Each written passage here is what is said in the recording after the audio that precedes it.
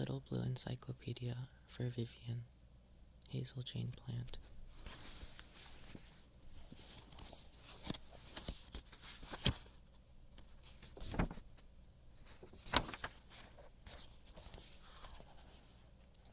This book is about Little Blue, a television series that's adored by a small cluster of people. One of its keenest devotees was my friend Vivian Close. Like the series itself, she was enigmatic, flawed, and well-loved. This book is as much about Vivian as it is about Little Blue. When Vivian died, my world collapsed.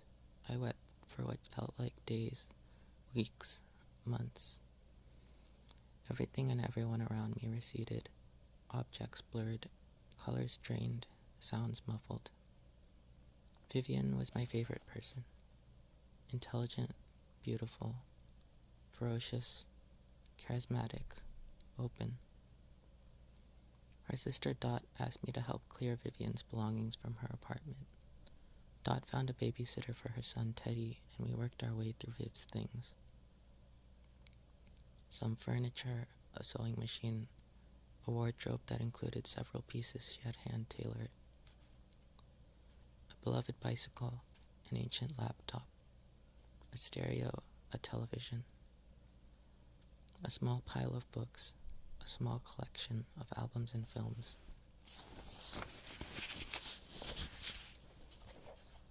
Dot had hoped to find some childhood photos among Viv's things, but we didn't unearth any. She took her sister's sewing machine and a handful of toys Viv had kept on hand for when Teddy visited. Her furniture went to her roommate Claudia. We gave her Robin's Egg Blue bike to a mutual friend who lived nearby. Her stylish shoes and boots went to her friend Tessa. We fit the rest of her things into boxes. Dot put most of them in the storage locker for her apartment.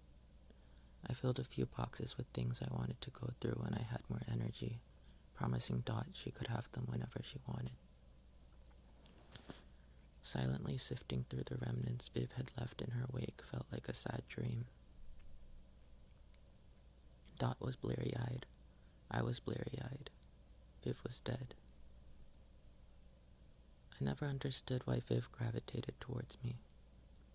We only had a few things in common, but from the moment we met, we spent a lot of time together. The guys she dated would get jealous, send text messages with emojis of eggplants and cats with heart eyes. Sometimes we would hang out in Viv's apartment, playing video games. Claudia was rarely around. When she was home, she typically stayed in her room. Claudia occasionally surprised me by appearing in the kitchen to make herself a pot of tea. She always seemed sheepish and apologetic, even though we were the ones inconveniencing her. Mostly, Viv and I would wander around town talking. When we got tired of walking and talking, we'd find a bench. If it was rainy, we'd carry umbrellas. She thought best when she walked. I thought best when I was around her. I always felt more articulate talking to Viv. I was fueled by coffee. She worked in a coffee shop, but didn't get caffeine, claimed it had no effect on her. She'd bring a travel cup filled with one uncaffeinated beverage or another. We talked about everything under the sky. After a while, I realized she didn't want to talk about her past. I talked quite a bit about my younger self, but I always sensed that she wanted me to follow her lead and let it all fall away. She'd crossed a border, and the past was now a country that she no longer wanted to visit. I took her to the art gallery once for a sprawling exhibition called European Paint, North American Paint. In the European painters section, she drifted past still lifes by Cézanne and Monet, gravitating instead towards more playful and abstract works by Klee and Miro. In the North American painters area, she lingered in front of a vast canvas covered in swirls and streaks of red paint. It was bright and messy, and the paint was thickly layered. After a while, she sat on a bench across from the painting.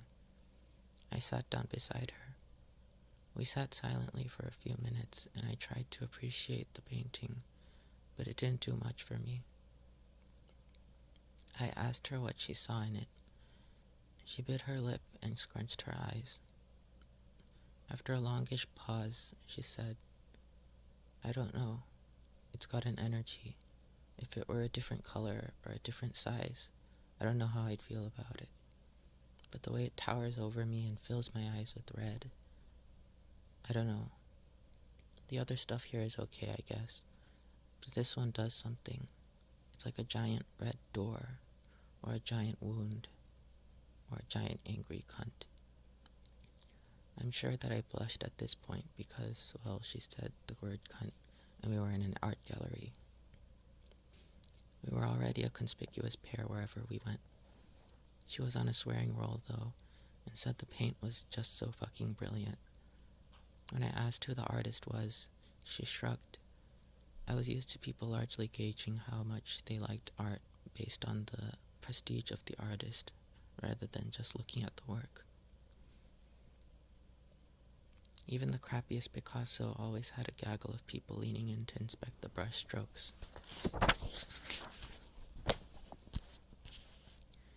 Whereas an amazing work by a lesser-known painter would generally get a cursory glance.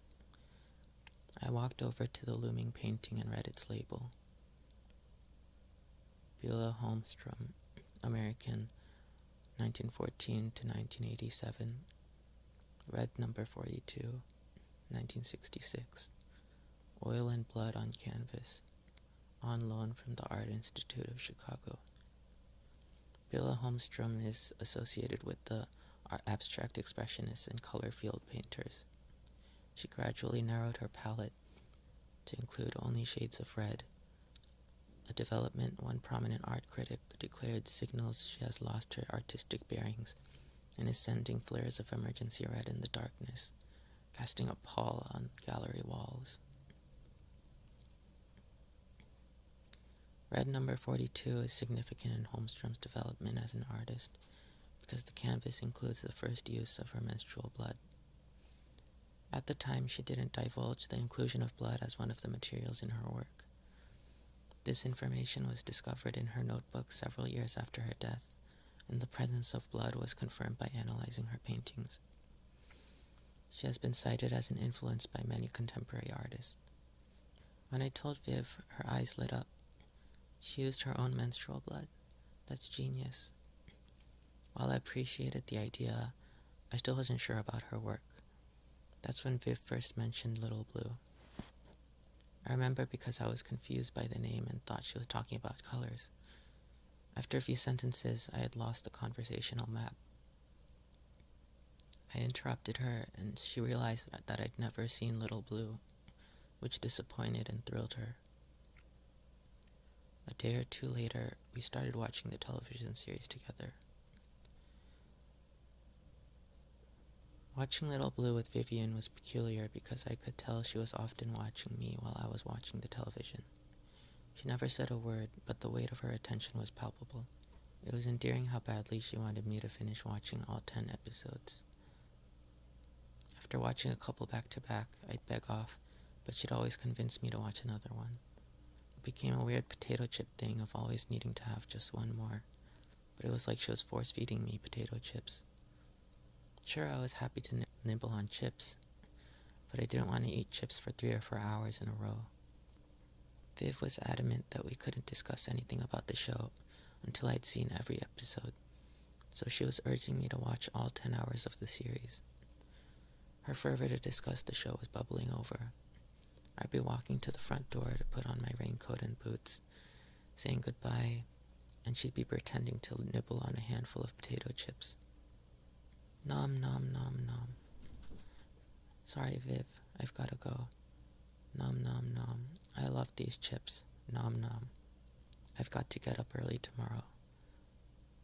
Salt and vinegar. Nom nom. Bye.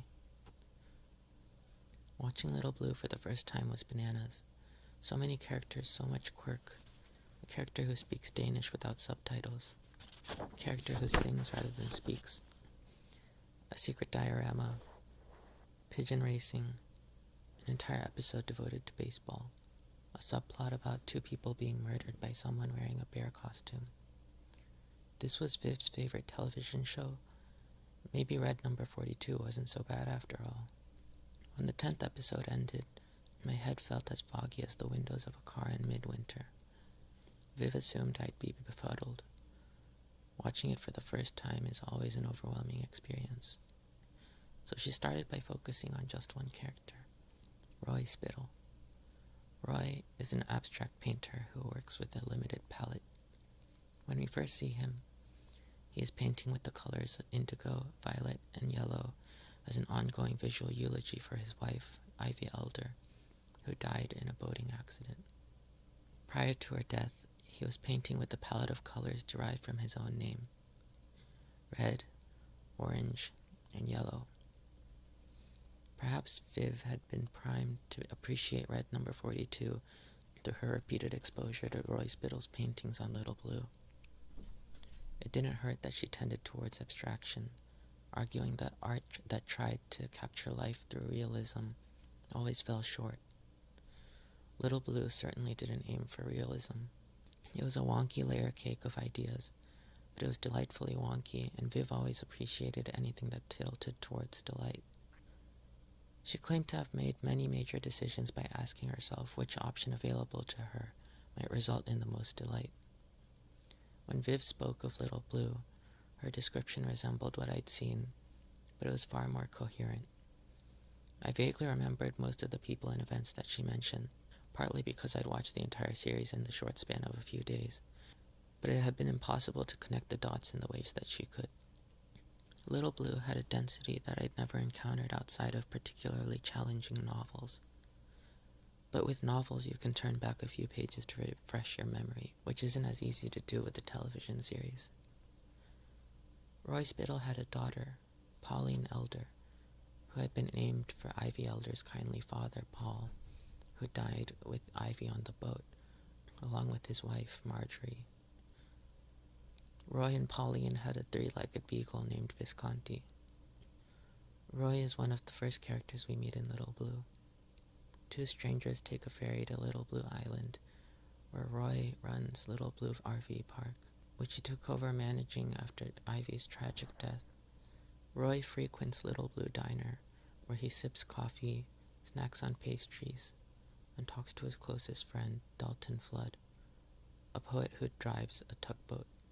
Roy confesses to Dalton that he still sees Ivy in his dreams regularly. I was amazed to realize how closely and frequently Viv had watched Little Blue. She seemed to know everything about every character, including things that were only glimpsed for a second or two, or weren't even shown on screen. It was like going for a walk through the woods with an arborist, who not only identifies every species of tree around you, but also shares unexpected tidbits about them. In fact, one of Viv's favorite characters on Little Blue, Agnes Pennypacker, is an arborist who does just that during a nature walk with another character. Over time, I came to love Little Blue. I didn't love it as deeply as Viv, but her enthusiasm infected me with a benign little blue parasite that made me want to rewatch the series regularly.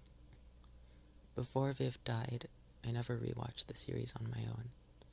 My particular parasite made me crave watching it with Viv.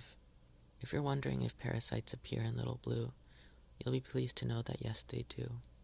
One aspect of Little Blue that Vivian related to was its abundance of absent characters, including Ivy Elder. Viv lost so many people when she told them she was trans. All of her relatives, except her sister, most of her close friends, and her boyfriend. She didn't like to talk about her life before she transitioned, but Dot told me later that their parents did everything they could to fix Viv. When she left for university and transitioned, her parents refused to call her by her name and used female pronouns. Eventually, she couldn't endure being unseen and unaccepted, so she cut off contact with them. A sad coda to their relationship. When Vivian died, Dot ran an obituary in 2 newspapers, including the paper in their hometown. Her parents immediately contacted the newspaper to demand that it run a retraction and publish a new obituary with her dead name and male pronouns, which the paper refused to do. A note to journalists: there is rarely a good reason to print a trans person's dead name. If it's to tell your readers what their previous name was, or to tell them what their real name is, that is not a good reason. If you dead name me in my obituary, I will fuck you up. Seriously. I have a contingency plan in place if this happens. It will be Armageddon, trans style. Winky face.